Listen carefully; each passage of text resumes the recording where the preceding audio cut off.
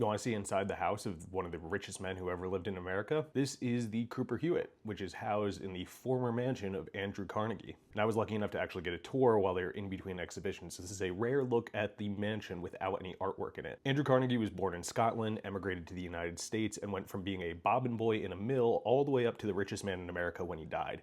He was a man of contradictions, to say the least, namely trying to play up his humble roots. He often tried to connect with working men, touting his union membership, but also had a neurotic focus on cutting costs, generally in the salaries of those same exact men he tried to bond with. Andrew Carnegie decided to move to the Upper East Side of Manhattan from Pennsylvania after the sale of his company, the Carnegie Steel Company, which eventually became U.S. Steel, and planned on this being his retirement home where he and his wife could raise their one daughter. Now, let's talk about the actual house, because Carnegie and his wife wanted to have, and I need to actually read this quote because it's a little ridiculous. It's the most modest, plainest, and the most roomy house in New York. Yeah, mission accomplished.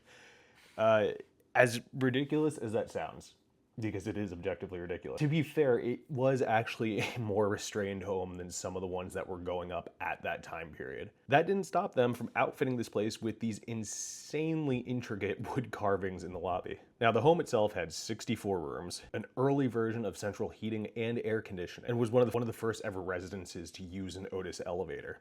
Carnegie built this home on 91st Street, far away from the other robber barons of New York, on purpose because he wanted to have a place where he could actually have an enclosed garden, and most of the rooms of the mansion were designed to overlook that garden. This would also give the neighborhood its name, Carnegie Hill, and Andrew Carnegie would also go to buy all the surrounding plots so he could actually pick and choose his neighbor. Now, one of these rooms on the ground floor was Carnegie's personal library, which had his office right off of it. This is where he organized giving away over 90% of his fortune, most famously going to various Carnegie libraries. These doors, by the way, were designed for all 5'3" of Andrew Carnegie. Now, I'm a generous 5'9" on a good day, and my hair was scraping up against the ceiling of these doors. Now, the Carnegies would live here until 1948. Andrew would pass away in 1919, his wife in 1946, and then his daughter would leave in 1948 and give it over to the Carnegie Corporation. And this was home to the Columbia School of Social Work up until 1971. The foundation then gave the mansion to the Smithsonian, and the Cooper Hewitt Museum opened 5 years later in 1976. It's currently gearing up for a new exhibition,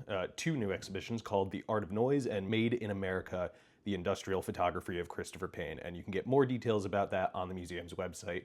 It is currently subject to the government shutdown, so their dates may change.